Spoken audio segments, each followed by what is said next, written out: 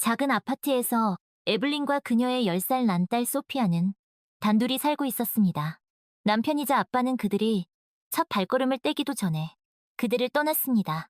그는 비좁은 곳에서 사는 것, 월급날까지 동전을 세는 것, 아기에게 맥주 대신 약과 비타민을 사주는 것, 밤에 아기의 울음소리를 듣는 것에 질렸습니다. 그의 또래들은 걱정 없이 살고 있었습니다. 그들은 더 똑똑했습니다. 그들은 구청에 달려가지 않았고, 결혼하지 않았고, 멍에를 매지 않았습니다. 그리고 그들은 그에게 충고했지만 그는 듣지 않았습니다. 그는 그것이 사랑이라고 확신했습니다. 그러나 사랑은 보살핌이라는 것을 그는 몰랐던 것 같습니다. 어느 일은 토요일 아침, 그는 아내에게 이제 자유이며 이혼을 신청할 수 있다고 말하고 떠났습니다. 그녀는 울지도 않았습니다. 딸은 이가 나고 있었고, 소녀는 지쳐 있었고, 엄마는 힘이 없었습니다. 그래서 그들은 단둘이 살기 시작했습니다. 가장 중요한 것은 음식이 있는 것. 아무리 단순하더라도 겨울에 얼지 않는 것. 자식이 없는 이모에게서 물려받은 작고 소박한 아파트를 살기 좋은 상태로 유지하는 것이었습니다. 소피아는 엄마를 보며 자랐고, 엄마는 결코 속이지 않았고, 남의 것을 가져가지 않았고, 오히려 자신의 것을 나누었습니다. 거의 마지막 돈을 가난한 노인에게 주고, 거지에게 적어도 빵을 주고, 집 없는 개에게 먹이를 주는 것은 엄마에게 쉽고 간단한 일이었고, 그녀는 보답을 기대하지 않았습니다. 그리고 그녀는 딸에게도 그렇게 가르쳤습니다. 소피아는 자라면서 자신과 엄마가 어떻게 사는지, 그리고 다른 사람들이 어떻게 사는지를 비교하기 시작했습니다. 그 결과, 거지나 집 없는 동물을 불쌍히 여기지 않는 다른 사람들이 더 잘 먹고 더 부유하게 사는 것 같았습니다. 그들은 엄마와 딸을 비웃을 기회를 놓치지 않았고, 조롱하며 말했습니다. 너희는 가난뱅이면서 불쌍하고 불행한 사람들을 돕는다고? 소피아는 부유하고 부유한 반 친구들이 그녀를 집에 초대하지도 않고 그녀에게 오지도 않을 것이라는 것을 알고 있었습니다. 그리고 어느 날 그녀는 참지 못하고 엄마에게 물었습니다. 왜 그래, 엄마? 우리는 아무도 해치지 않고 모두를 돕는데 왜 동화처럼 되지 않는 거야? 아무도 우리의 선행을 고맙게 여기지 않고 우리는 살기가 너무 힘들어. 엄마는 다가왔다를 안아주었습니다. 누군가가 우리의 선행을 고맙게 여길 필요는 없어. 우리는 평가를 받으려고 하는 게 아니야. 우리는 우리가 할 수 있는 한, 그리고 우리가 할 수 있는 것으로 우리보다 더 힘든 사람들을 돕는 거야. 사람들이나 고양이나 개가 너에게 계속 고맙다고 말할 거라고 기대하지 마. 너는 고맙다는 말을 듣기 위해 돕는 게 아니잖아. 라고 엄마는 설명했습니다. 말해봐. 너 혼자이고 먹을 것이 없고 빵조차 없는 노인을 그냥 지나쳤다면 내 기분이 좋고 행복했을까? 나는 너를 알아. 우리 딸, 너는 행복하지 않았을 거야. 그리고 나는 네가 자랑스러워. 네가 반드시 그 노인을 먹였을 거라는 걸 알아. 하지만 소녀에게 어떻게 다르게 설명할 수 있을까요? 도둑질, 탐욕, 중상모략은 자신의 영혼에 있는 더러움이라는 것을 어떻게 그녀에게 가르칠 수 있을까요? 그리고 영혼을 씻는 것은 쉽지 않고 모든 사람이 그것을 할 수 있는 것은 아닙니다. 엄마 항상 도왔어? 나처럼 어렸을 때도? 그리고 처음으로 도왔을 때 기억나? 소피아는 엄마가 어떻게 사람들과 개와 고양이, 그리고 새들을 돕는 법을 배웠는지 알고 싶었습니다. 그리고 에블린은 기억이 났고, 기억이 나서 딸에게 말했습니다. 그때 에블린은 정말로 어렸고, 막 유치원에 다니기 시작했습니다. 그녀는 유치원에 제일 먼저 데려다줬고, 청소부존 아저씨와 함께 남겨졌습니다. 그는 가을의 낙엽을 쓸어 모았습니다. 가을 낙엽은 아름답고 황금빛일 뿐만 아니라 부산스럽습니다. 어제 존 아저씨는 거대한 낙엽 더미를 모았지만 아침이면 그들은 다시 카페처럼 깔려 있었습니다. 바람이 없으면 깔려 있고 바람이 있으면 유치원 전체에 흩날렸습니다. 에블린은 존 아저씨를 졸졸 따라다니며 그가 큰 낙엽 더미를 모으고 나서 그녀에게 말할 때까지 기다렸습니다. 자, 뛰어, 잠자리야. 그러면 그녀는 뛰었고 낙엽은 다시 흩날렸습니다. 그러나 존 아저씨는 그녀를 꾸짖지 않았고 그는 그녀를 보며 미소 지었습니다. 그리고 겨울에 존 아저씨는 눈과 싸웠습니다. 눈도 매일 아침 유치원 전체를 숨기려고 했습니다. 그리고 그렇게 숨기고 덮어서 길이 하나도 보이지 않았습니다. 존 아저씨는 눈을 치우는 것이 더 힘들었습니다. 그는 양털 외투의 윗단추를 풀고 뒤덮개 모자를 벗었지만 여전히 굵은 땀방울이 그의 코앞뺨에 맺혔습니다. 그러나 존 아저씨는 에블린이 눈더미에서 뛰는 것을 허락했습니다. 그러던 어느 날, 에블린은 존 아저씨가 만든 눈더미에서 추위에 떨고 있는 작은 고양이를 발견했습니다. 존 아저씨, 여기 고양이가 있어요. 혼자, 엄마 없이 아마 추울 거예요. 라고 에블린이 소리쳤습니다. 존 아저씨는 다가와 고양이를 손에 들었습니다. 고양이는 그의 손바닥 하나에 쏙 들어갔습니다. 고양이는 떨고 있었습니다. 살아있구나. 존 아저씨는 떨림을 느끼며 말했습니다. 자, 잠자리야. 고양이를 구하자. 에블린은 어떻게 구해야 할지 몰랐고 존 아저씨가 알고 구해줄 거라고 기대했습니다.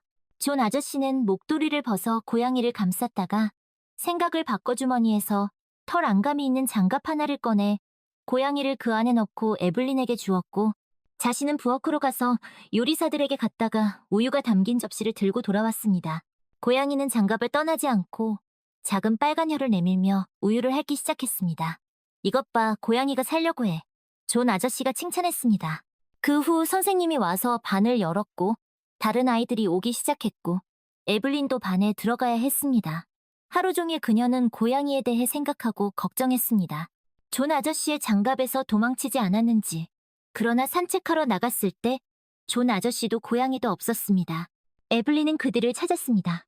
그녀는 허락 없이 유치원과 모든 파빌리온을 돌아다니며 언덕과 모래밭 아래를 들여다보았지만 찾지 못했습니다. 다음 날 아침 에블린은 유치원에 가기를 매우 서둘렀습니다. 그녀는 고양이가 어떻게 지내는지 알고 싶었습니다. 그녀가 왔을 때 그녀는 제일 먼저 존 아저씨에게 고양이에 대해 물었습니다. 괜찮아, 잠자리야. 마가린 상자에 내 집에 살게 했어. 아직은 잘 지내고 있고 잘 자고 잘 지내고 있어. 언젠가 데려올 테니 직접 봐라고 존 아저씨가 말했습니다. 그리고 봄에 그는 이미 자란 고양이를 데려와 에블린에게 소개했습니다.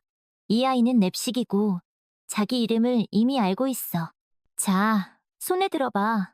무서워하지 마. 깨끗해. 그리고 에블린은 랩식을 안았습니다. 랩식은 그녀의 손에 얌전히 앉아 있었고 때때로 고개를 들고 에블린의 눈을 들여다보았습니다. 정말 귀엽다. 에블린이 말했습니다. 그리고 핥히지도 않아. 글쎄, 자기 은인을 핥힐 이유가 없지. 존 아저씨가 설명했습니다. 동물들은 누가 자기에게 친절한지 금방 알아. 어느 날 유치원에서 에블린을 맞이한 것은 존 아저씨가 아니라 낯선 노부인이었습니다. 알고 보니 이제 그녀가 존 아저씨 대신 청소부로 일하고 있고 존 아저씨는 병원에 있었습니다.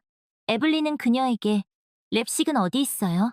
라고 묻고 싶었지만 부끄러워서 조용한 시간이 될 때까지 기다렸다가 용기를 내어 보모에게 다가갔습니다. 존 아저씨와 함께 사는 고양이 랩식은 이제 누가 돌보는지 아세요? 알아, 얘야. 보모가 대답했습니다. 이제 아무도 돌보지 않아. 나는 필립과 같은 아파트에 사는데 구급차가 그를 데려가는 것을 봤어. 그리고 고양이는 그들을 따라갔어. 그를 쫓아냈더니 그는 다시 아파트로 돌아왔어. 문 앞에 앉아 배고파하고 있어. 아침에 내가 먹이를 줬는데 조금밖에 먹지 않았어. 내 고양이 2마리는 그런 음식을 허겁지겁 먹는데 고양이는 주인을 그리워하고 곧 혼자 남을 거라고 느껴. 에블린은 엄마와 아빠를 대신하는 이모가 자신을 데리러 오기를 기다렸고 그녀를 보자마자 랩식을 데려가자고 졸랐습니다. 랩식은 이제 고아야. 에블린이 이모를 설득했습니다. 나처럼 고아인데 나처럼 이모가 없어. 제발 우리 집에 데려가자. 이모는 에블린의 생각이 전혀 마음에 들지 않았습니다. 이모가 나빠서가 아니라 그들은 여분의 돈이 없었습니다. 그래서 이모는 고양이라도 먹여야 한다는 생각이 즉시 들었습니다. 그러나 그녀는 에블린에게 이렇게 말했습니다. 연민만으로는 충분하지 않아. 고양이도 먹여야 해. 그리고 우리가 먹는 것처럼 고기나 버터가 없는 죽은 거의 먹지 않을 거야. 그러자 에블린은 이모에게 자신의 음식을 고양이와 나누겠다고 약속했고 그래서 그녀는 살이 빠지지 않을 것이고 빵을 더 많이 먹을 것이고 그러면 고양이는 건강할 것이라고 말했습니다. 이모는 무겁게 한숨을 쉬고 조카딸을 안아주고 동의했습니다. 에블린, 너는 그렇게 착한 마음으로 어떻게 살려고 그러니? 하지만 너를 꾸짖을 수도 없어. 너는 지금 정말 좋은 일을 하고 있어. 신이 주신다면 너의 선행은 너에게 돌아올 거야. 그래서 랩식을 데려왔어? 이미 답을 알고 있는 소피아가 물었습니다. 데려왔지. 엄마가 말했습니다. 너도 봤잖아. 우리와 함께 살았고 너와 놀았고 특히 너희 둘 다 공 굴리기를 좋아했지. 그리고 랩식은 정말 똑똑했어. 엄마, 떨리는 목소리로 소피아가 물었습니다. 랩식이 죽었어? 그래, 소피아야. 엄마가 대답했습니다. 고양이와 개의 수명은 짧아. 하지만 랩식이 준 아저씨와 우리와 함께 행복했다는 것을 나는 확실히 알아. 랩식은 사랑받는다는 것을 알았어. 자, 이제 말해봐. 랩식과 우리가 잘한 거니? 소피아는 엄마를 믿었고 조롱에 신경 쓰지 않으려고 노력했습니다. 그러나 그녀가 도울 수 있는 사람들에게는 관심을 기울였습니다. 그 노인, 심지어 늙은 사람에게 그들과 엄마는 둘 다 즉시 관심을 기울였습니다. 그들은 일요일에 아이스크림을 사러 나갔고 저녁이 되어서야 나갔고 비를 피하고 나갔고 그 노인을 보았습니다. 그는 그들의 아파트 앞에 앉아 있었습니다. 그리고 왠지 벤치가 아니라 그 옆에 있었습니다. 엄마는 노인이 균형 감각에 문제가 있다는 것을 알아차렸습니다. 그는 노숙자처럼 보이지 않았습니다. 비싼 양복과 가죽 구두는 그가 부유한 사람임을 보여주었습니다. 그러나 그는 며칠 동안 옷을 벗지 않은 것 같았습니다. 옷은 솔직히 더럽고 젖어 있었습니다. 노인은 분명히 비를 맞았고 그가 숨을 곳은 없었습니다. 그들은 지나칠 수 없었고 멈춰 섰습니다. 엄마는 노인이 길을 잃었는지 물어보기 시작했고 그러면 그가 누구이고 어디에 사는지 말하라고 했습니다. 노인은 눈물을 글썽이며 그들을 바라보았고 무언가를 기억하려고 했고 그리고 천천히 조용히 말했습니다. 나는 내 이름이 무엇인지 잊어버렸습니다. 그리고 내가 어디에 사는지도 잊어버렸습니다. 그러면 우리 집에 가요, 엄마가 말했습니다. 쉬고 차를 마시세요. 그리고 어쩌면 기억이 날지도 몰라요. 그들 둘 다 엄마와 딸은 노인에게 손을 내밀어 그가 일어나는 것을 도왔습니다. 마찬가지로 그의 팔을 잡고 그들은 계단을 올라 아파트로 갔습니다. 엄마는 욕조에 물을 채우고 깨끗한 수건을 꺼내고 노인을 초대했습니다. 그는 욕조를 보았고 그의 창백한 얼굴에 미소가 번졌습니다. 당신은 씻으세요. 여기 깨끗한 수건과 제 가운이 있어요. 커서 당신에게 맞을 거예요. 그녀가 말했습니다. 그리고 소피아와 저는 저녁 식사를 준비할게요. 네, 인사를 해야겠네요. 제 이름은 에블린이고 이 아이는 소피아 제 딸이에요.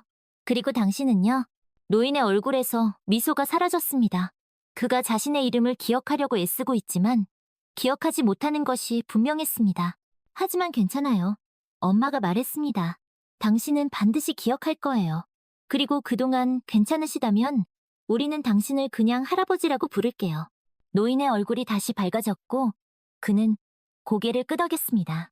할아버지가 목욕하는 동안 엄마는 팬케이크를 구웠습니다.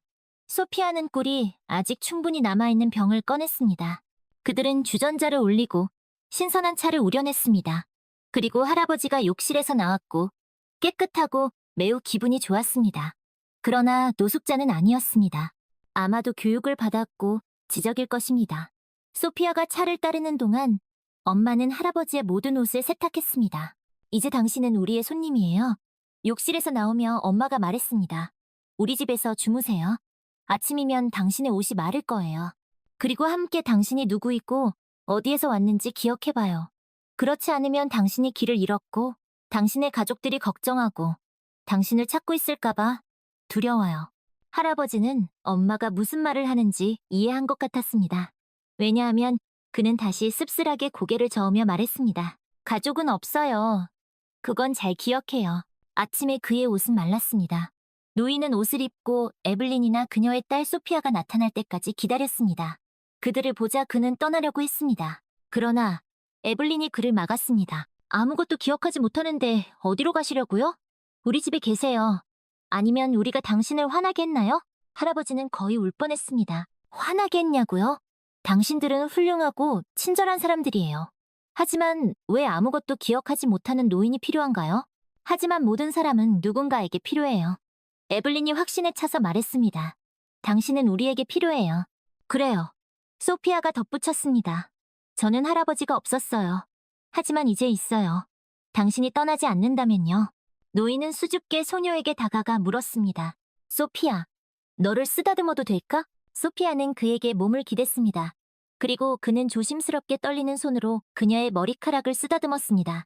에블린은 나중에 이 노인이 어떻게 그녀의 마음을 사로잡았는지, 그녀가 그를 집에 들이고 머물게 했는지 스스로에게 물었습니다. 아니, 에블린과 소피아는 전에도 집 없는 사람들을 도왔습니다. 그러나 이 사람에게는 어떤 무력함과 섬세함이 있었습니다. 그리고 그녀는 그가 병 때문에 그런 상황에 처했다는 것을 알았습니다. 어쩌면 그들의 평화로운 집에서 살면 기억이 돌아올지도 모릅니다. 요컨대 에블린은 노인을 집에 머물게 한 것을 후회하지 않았습니다. 물론 그녀는 곧 이웃들로부터 비난을 받았습니다. 그들은 이제 그들과 함께 노인이 살고 있다는 것을 알았고 그가 집이 없다는 것을 짐작했습니다. 그리고 이 에블린과 소피아는 그를 친척처럼 대했습니다. 그리고 분명히 돈 때문이 아니었습니다. 그를 산책시키고 셋이서 돌아오고 아이스크림도 먹습니다.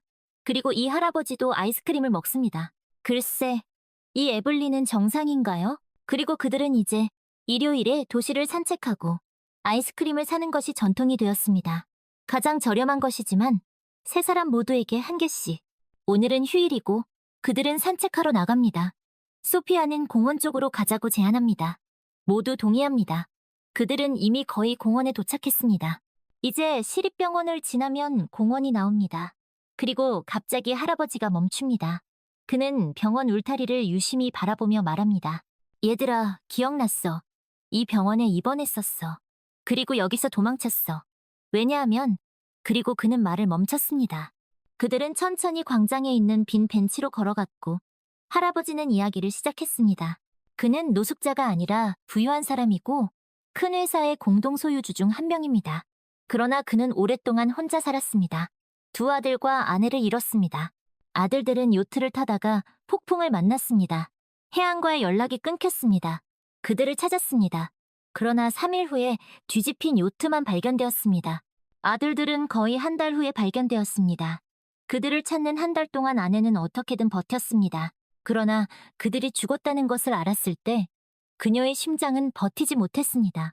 그는 세 사람 모두를 같은 날에 묻었습니다. 아들들은 관을 닫은 채로. 그리고 그의 건강이 나빠지기 시작했습니다. 일이 그를 지탱했습니다.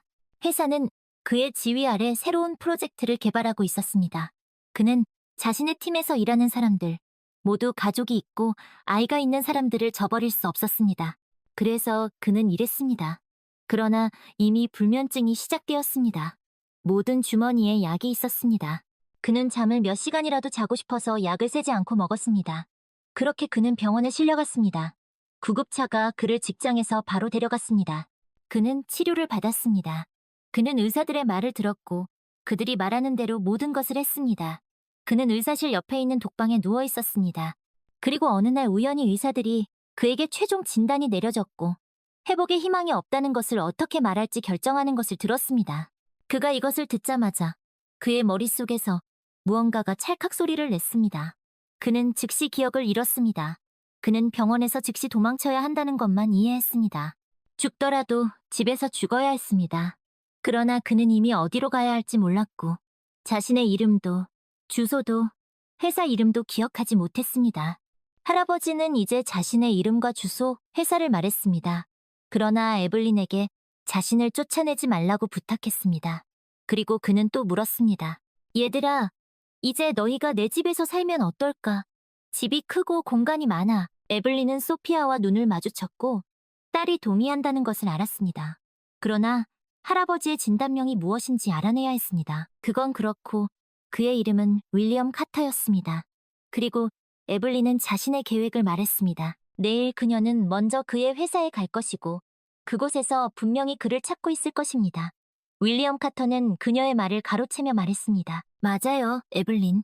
사무실 책상에 집 예비 열쇠가 있어요. 하지만 그들은 아마 저에게 주지 않을 거예요. 그들은 저를 모르잖아요. 에블린이 말했습니다. 저는 먼저 당신의 동료 중 한 명을 우리에게 데려올게요. 당신이 그들에게 열쇠에 대해 말하세요. 그리고 나서 저는 당신의 주치의와 이야기할게요.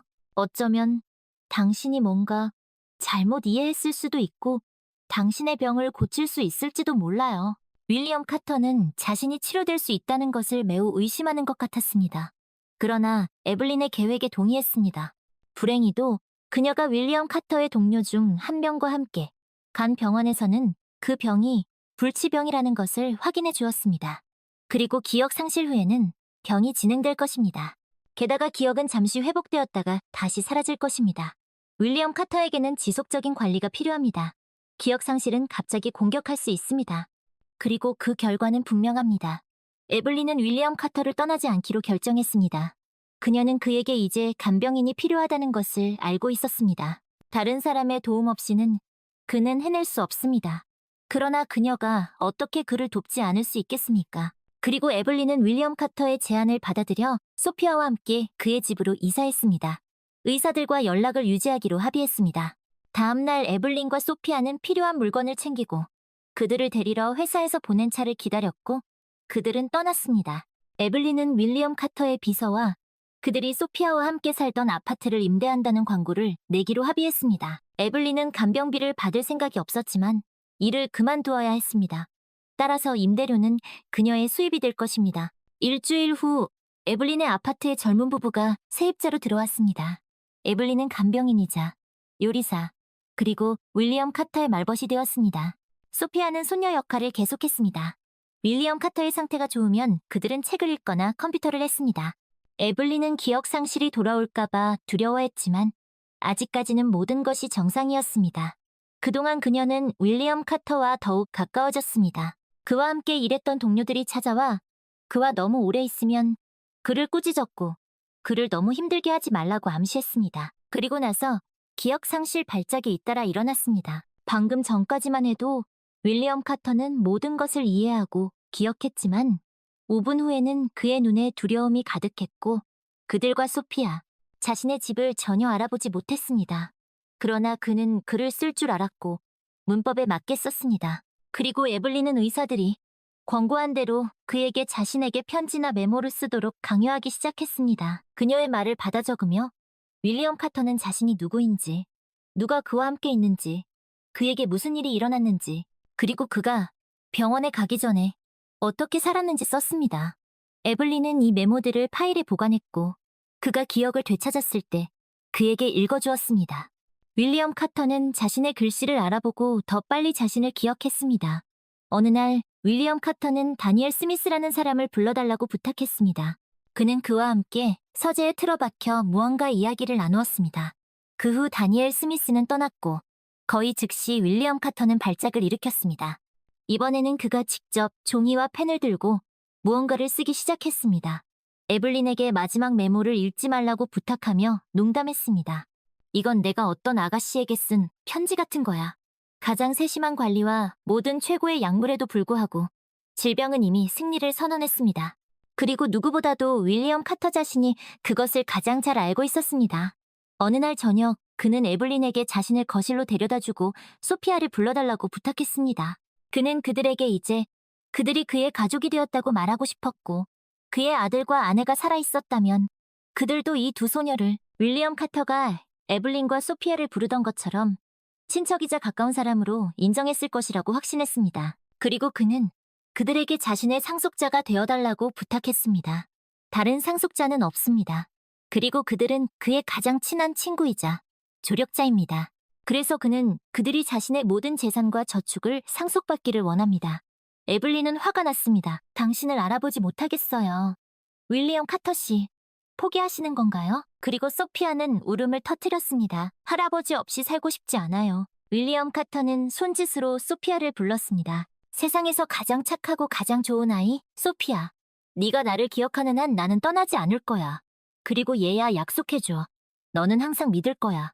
너는 세상에서 가장 좋은 엄마를 가졌어? 아마도 운명은 윌리엄 카터가 좋은 사람이라는 것을 알고 있었고 그에게 시간을 더 주었을 것입니다. 그리고 그를 정기적으로 검진하러 온 의사들은 윌리엄 카터가 살아있는 것은 오로지 에블린, 그녀의 공이라고 말했습니다. 비록 모든 기한이 이미 오래전에 지난 것 같았지만 에블린은 불가능한 일을 할 준비가 되어 있었습니다. 이 얼마 전까지만 해도 그들과 소피아에게는 낯선 사람이었던 이 사람은 그들에게 많은 따뜻함을 주었고 그는 인생에서 역시 친절했습니다. 그는 그 친절에 관대했습니다. 마지막 날의 질병은 그에게 아무것도 잊지 않을 기회를 주었습니다. 이미 침대에서 일어나지 않고 윌리엄 카터는 그들과 오랫동안 이야기했습니다. 그는 세상을 보았고 자주 여행했고 그것에 대해 이야기했습니다. 그는 에블린과 소피아에게 그들도 여행자가 될 것이라고 약속했습니다. 지구상에는 아름다운 곳이 너무 많습니다. 그리고 윌리엄 카터는 이미 매우 약해졌지만 소피아와 함께 프랑스어를 가르쳤고 소피아와 엄마가 파리에 갈 때 필요할 것이라고 말했습니다. 그는 그곳에 자신의 아들과 아내를 데려갔었습니다. 파리는 꼭 봐야 해. 파리에 대해 이미 알고 있던 소피아는 윌리엄 카터에게 노트르담 대성당에 대해 물었습니다. 그녀는 인터넷에서 그것을 보았습니다. 그 성당은 무서운가요? 소피아가 윌리엄 카터의 눈을 들여다보며 물었습니다. 아니, 소피아야. 아름다워. 그 안에는 전쟁, 전염병, 왕의 교체가 있는 프랑스 전체가 담겨 있는 것 같아. 봐, 무섭지 않아. 그것은 선과 악이 끊임없이 싸우는 인생과 같아. 그리고 누가 이기는지 아니? 소피아는 펄쩍 뛰었습니다. 알아요. 할아버지. 선이 이겨요. 맞아. 얘야. 윌리엄 카터가 말했습니다. 윌리엄 카터의 장례식 후 많은 사람들이 참석했고 에블린은 오랫동안 정신을 차릴 수 없었습니다. 그녀는 눈물을 참을 수 없었습니다. 정말로 그녀에게 친척이자 소중한 사람. 그들이 소피아와 함께 벤치 옆 아스팔트에 앉아 자신의 이름과 주소를 기억하지 못하지만 고통, 고뇌, 절망은 있지만 분노와 증오는 없는 특별한 눈을 가진 바로 그 노인이 떠났습니다. 분노와 증오는 없었습니다. 에블린은 그들과 소피아가 윌리엄 카터에게 왜 그렇게 애착을 갖게 되었는지에 대한 답을 찾았습니다. 그에 대해 아무것도 모르고 심지어 그가 집이 없다는 것도 몰랐을 때 그 후 에블린은 짐을 싸기 시작했습니다. 이제 집으로 돌아갈 시간이었습니다. 먼저 그들은 소피아와 함께 자신의 아파트로 가서 더 이상 임대하지 않을 것이라고 말하고 그들 스스로 돌아올 것이라고 말했습니다. 세입자들과 이야기했고 일주일 후에 그들이 아파트를 비우기로 합의했습니다. 그런 다음 에블린의 예전 직장에 들러 공석이 있다는 것을 알았습니다. 그리고 윌리엄 카터의 집으로 돌아왔을 때 그들은 문 앞에 차가 서 있고 그 안에 윌리엄 카터와 오랫동안 이야기했던 바로 그 다니엘 스미스가 있는 것을 보았습니다. 다니엘 스미스는 차에서 나와 인사하고 말했습니다. 에블린, 당신과 이야기해야 할 것이 있습니다. 그들은 집으로 들어갔습니다.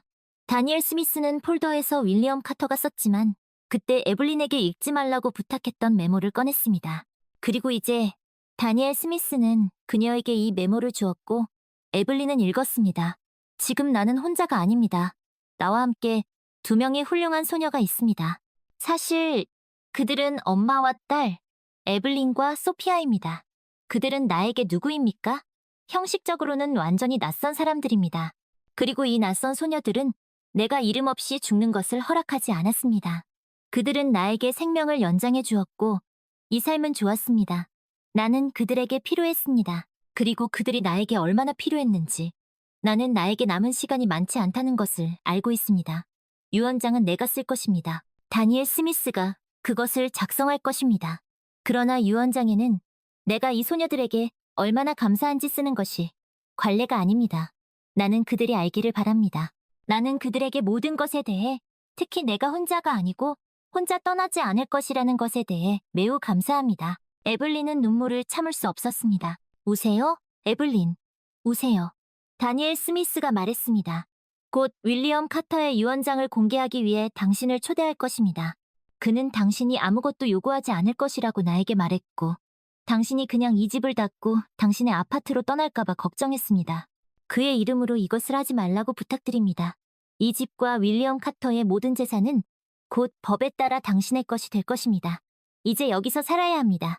세입자들은 에블린의 아파트에 남았습니다. 다음 날 그녀는 취소했습니다. 그 후 그들은 소피아의 학교 문제를 해결했습니다. 다른 집에서 더 가까운 다른 학교로 전학 갔습니다. 그리고 나서 그들과 소피아는 뉴욕으로 날아갔습니다. 돌아왔을 때 소피아는 모든 여행, 특히 엠파이어 스테이트 빌딩에 대한 감동을 받아 그들과 엄마의 행복한 사진 아래에 짧은 글을 썼습니다. 당신은 비록 멀리 있지만 살아계십니다. 윌리엄 카터 할아버지. 왜냐하면 저는 당신을 기억하기 때문입니다. 당신이 옳았습니다. 선은 반드시 돌아옵니다. 감사합니다. 뉴욕 여행에서 돌아온 후 에블린과 소피아는 윌리엄의 집에서 새로운 삶을 시작했습니다. 넓은 집은 처음에는 낯설었지만 곳곳에 묻어있는 윌리엄의 흔적은 그들에게 위안을 주었습니다. 에블린은 윌리엄이 생전에 좋아하던 정원을 가꾸고 낡은 피아노를 조율했습니다.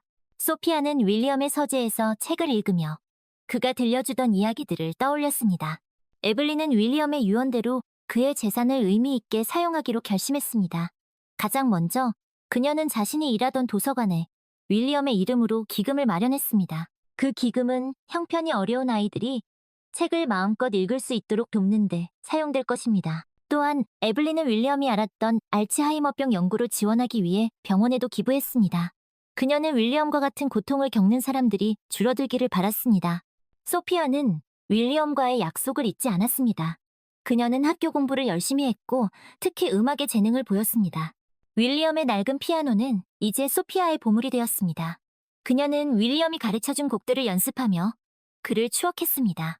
소피아는 윌리엄처럼 훌륭한 음악가가 되어 사람들에게 감동을 주는 음악을 만들고 싶다는 꿈을 키웠습니다. 에블린과 소피아의 선행은 주변 사람들에게도 긍정적인 영향을 미쳤습니다. 처음에는 그들을 오해했던 이웃들, 특히 톰과 제리 부부도 마음을 열기 시작했습니다. 톰과 제리는 에블린과 소피아에게 진심으로 사과했고 그들의 선행에 동참하기 시작했습니다.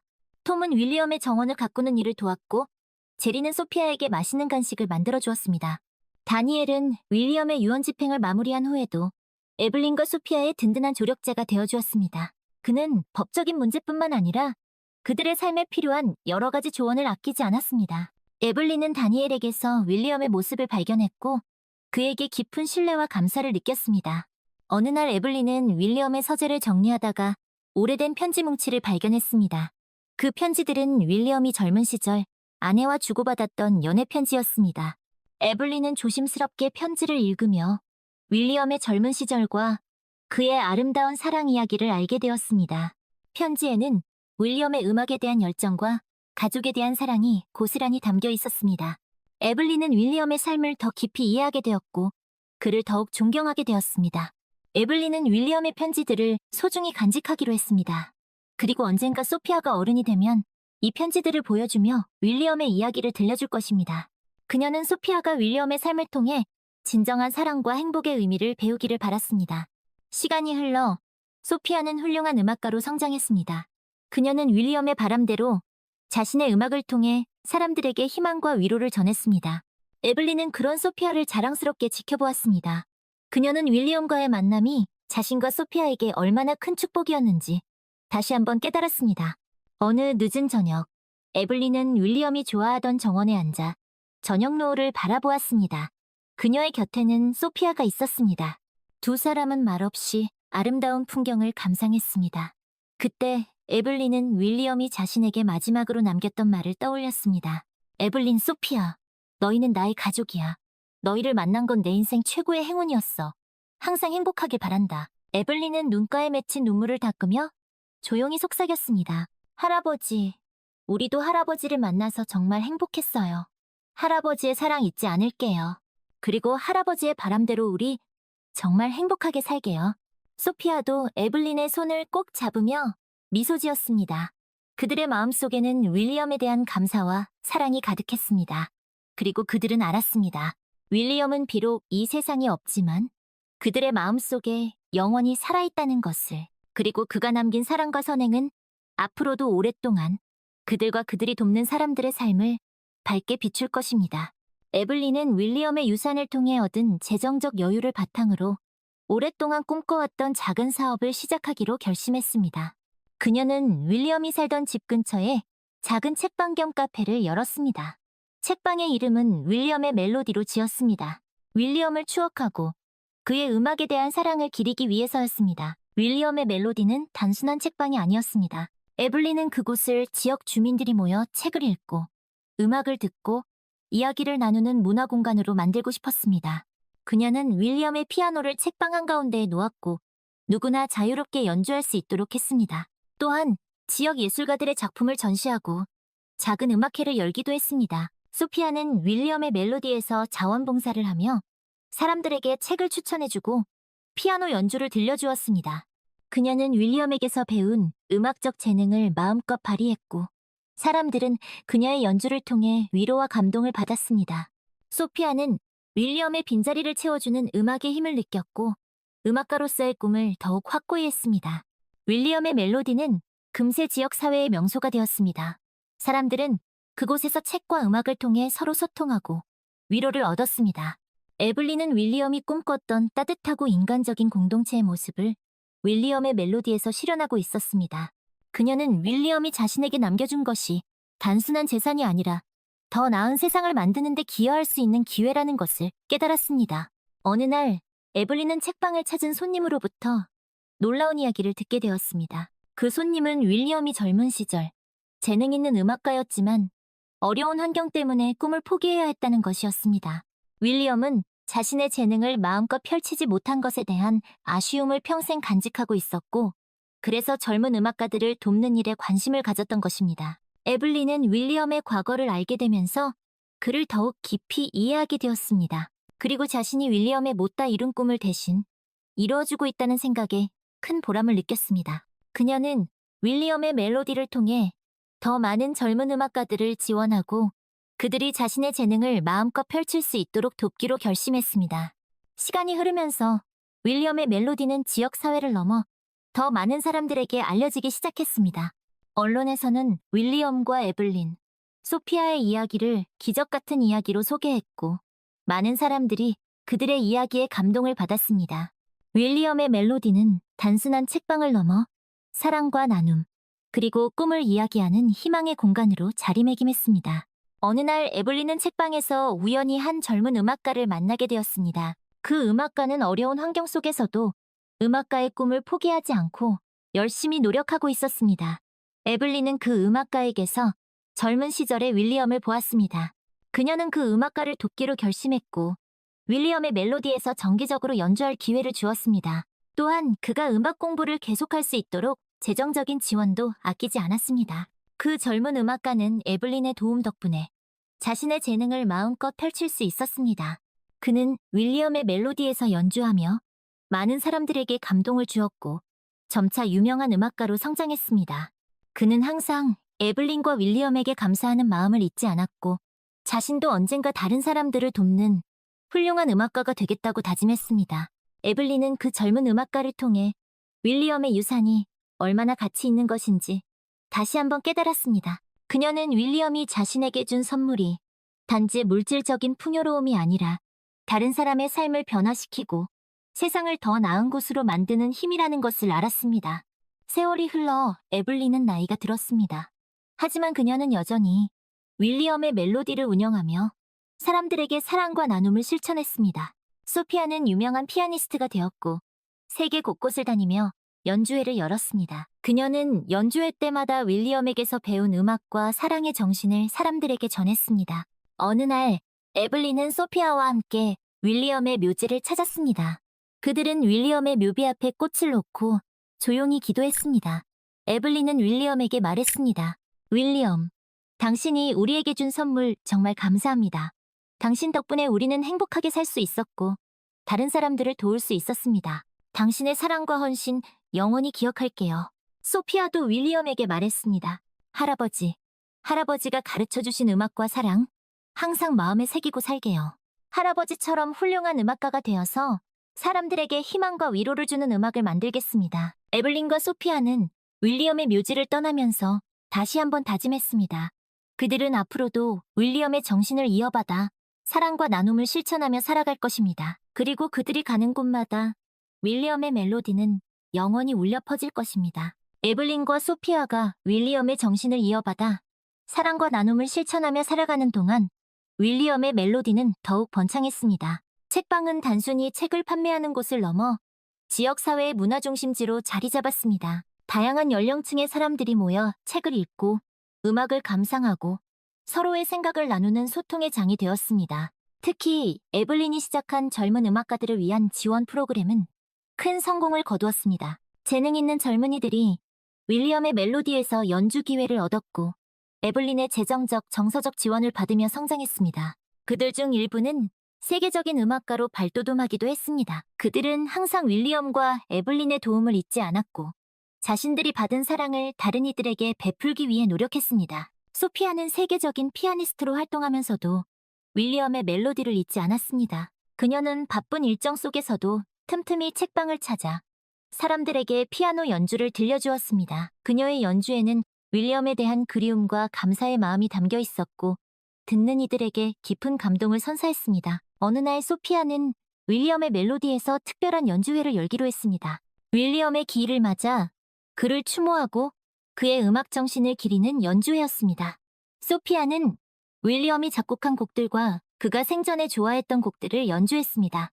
또한 윌리엄의 멜로디를 통해 성장한 젊은 음악가들도 함께 무대에 올라 윌리엄에게 헌정하는 곡을 연주했습니다. 연주회는 큰 감동 속에서 마무리되었습니다. 관객들은 윌리엄의 아름다운 음악과 그를 기억하는 사람들의 따뜻한 마음에 깊은 감명을 받았습니다. 연주회가 끝난 후 에블린은 무대에 올라 감사의 인사를 전했습니다. 오늘 이 자리에 함께 해주신 여러분께 진심으로 감사드립니다. 윌리엄은 비록 우리 곁을 떠났지만 그의 음악과 사랑은 여전히 우리 마음속에 살아있습니다. 윌리엄의 멜로디는 윌리엄의 정신을 이어받아 앞으로도 계속해서 사랑과 나눔을 실천하는 공간이 될 것입니다. 그리고 이곳에서 자라난 젊은 음악가들이 윌리엄의 멜로디를 세상 곳곳에 전파할 것입니다. 에블린의 연설의 관객들은 뜨거운 박수로 화답했습니다. 그들은 모두 윌리엄과 에블린, 소피아가 만들어낸 기적 같은 이야기에 감동했고 그들의 선한 영향력이 세상에 널리 퍼져나가기를 기원했습니다. 연주회가 끝난 후 에블린과 소피아는 윌리엄의 묘지를 찾았습니다. 그들은 묘비 앞에 꽃을 놓고 윌리엄에게 감사의 기도를 드렸습니다. 윌리엄, 오늘 당신을 위한 연주회를 열었어요. 많은 사람들이 당신의 음악을 듣고 감동했어요.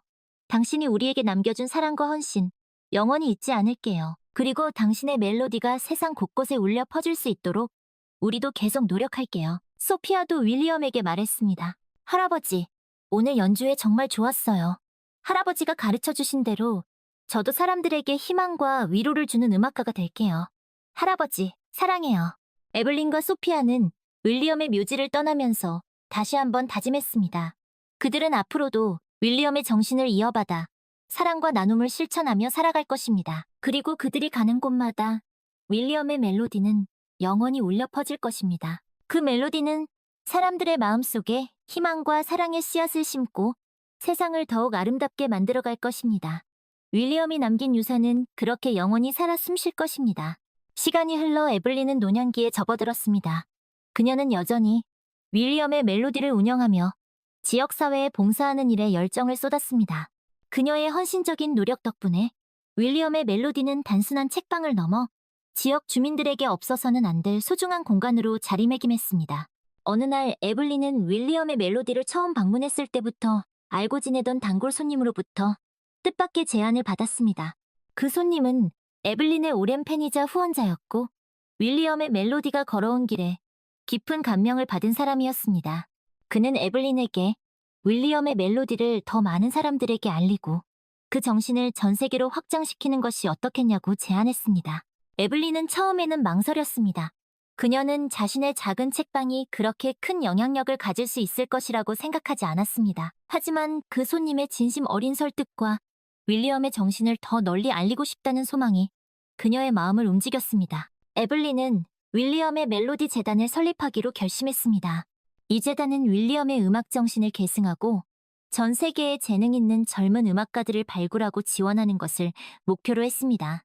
또한 음악을 통해 소외된 이웃들에게 희망과 위로를 전하는 다양한 사업을 추진할 계획이었습니다. 재단 설립 소식이 알려지자 많은 사람들이 에블린의 뜻에 동참하기 위해 나섰습니다. 윌리엄과 에블린, 소피아의 이야기에 감동한 사람들이 기부금을 보내왔고 윌리엄의 멜로디를 통해 성장한 음악가들이 재단의 홍보대사로 활동하기 시작했습니다. 윌리엄의 멜로디 재단은 빠르게 성장했습니다. 그들은 전 세계 곳곳에 윌리엄의 멜로디와 같은 문화공간을 설립했고 재능 있는 젊은 음악가들에게 장학금을 지원하고 그들이 세계 무대에서 활동할 수 있도록 도왔습니다. 또한 음악 교육을 접하기 어려운 환경에 있는 아이들을 위한 음악 교육 프로그램을 개발하고 음악 치료를 통해 정서적 어려움을 겪는 사람들을 돕는 사업도 추진했습니다. 소피아는 세계적인 피아니스트로서의 활동과 더불어 윌리엄의 멜로디 재단의 이사로 활동하며 재단의 사업을 적극적으로 지원했습니다. 그녀는 재단의 홍보대사이자 젊은 음악가들의 멘토로서 자신의 경험과 재능을 아낌없이 나누었습니다.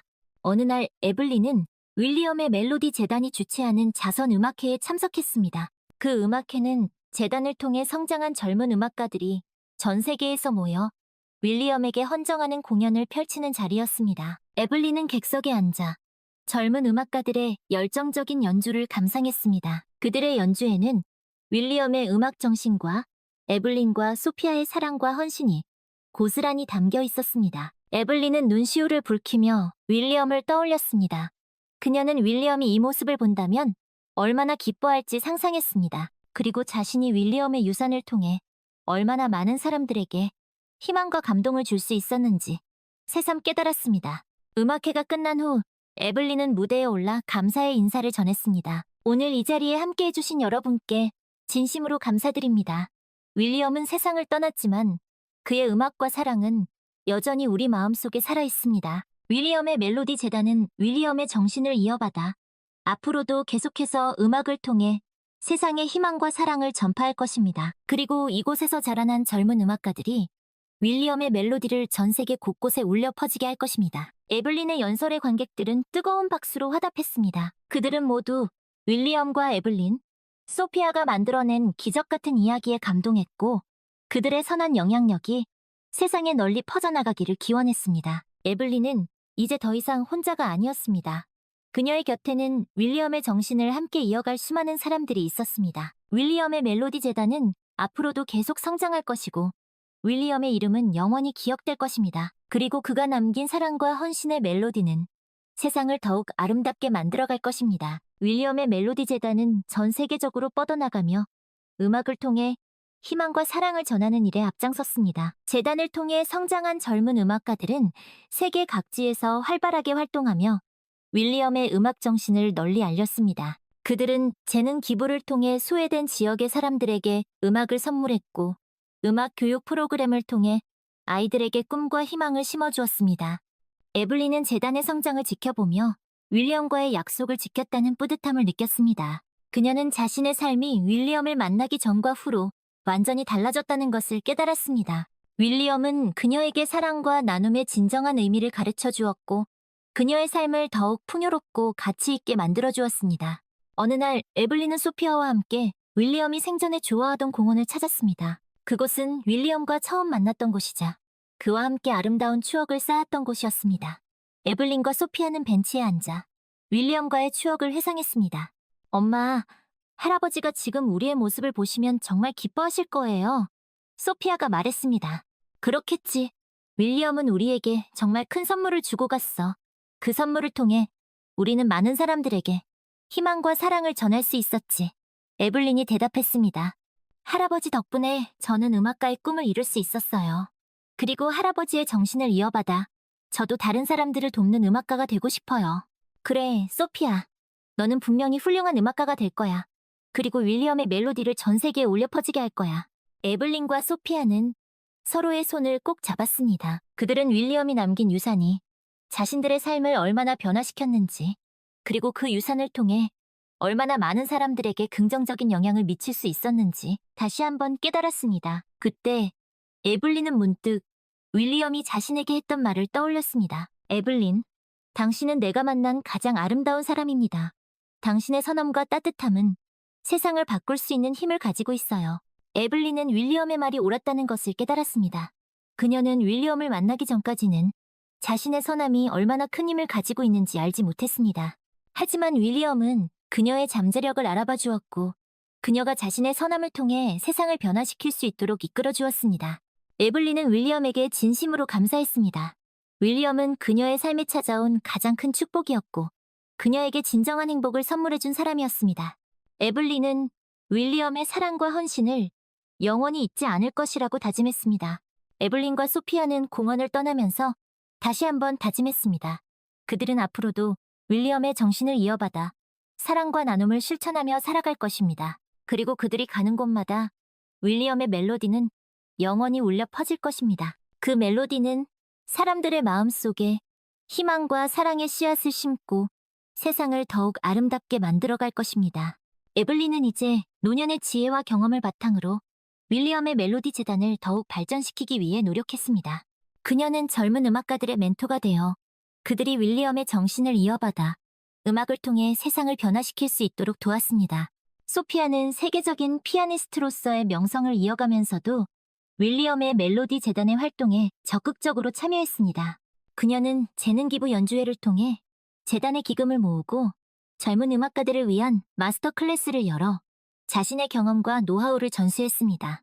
에블린과 소피아의 헌신적인 노력 덕분에 윌리엄의 멜로디 재단은 전 세계적으로 수많은 사람들에게 희망과 감동을 주는 단체로 성장했습니다.